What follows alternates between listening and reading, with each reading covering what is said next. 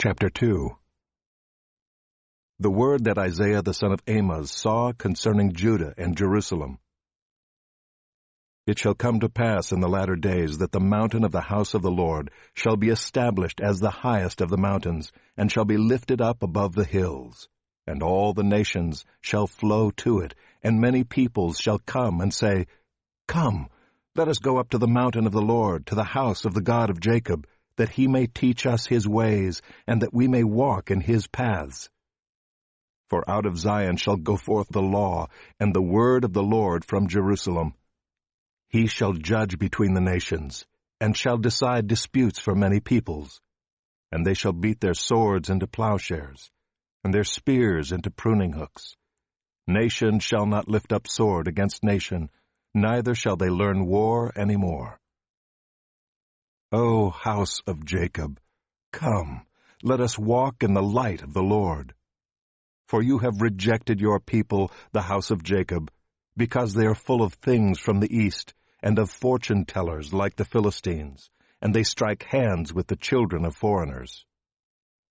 Their land is filled with silver and gold, and there is no end to their treasures. Their land is filled with horses, and there is no end to their chariots. Their land is filled with idols. They bow down to the work of their hands, to what their own fingers have made. So man is humbled, and each one is brought low. Do not forgive them.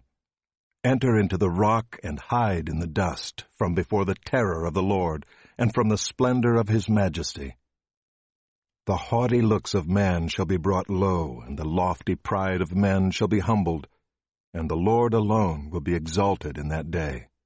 For the Lord of hosts has a day against all that is proud and lofty, against all that is lifted up, and it shall be brought low, against all the cedars of Lebanon, lofty and lifted up, and against all the oaks of Bashan, against all the lofty mountains, and against all the uplifted hills, against every high tower, and against every fortified wall, against all the ships of Tarshish, and against all the beautiful craft.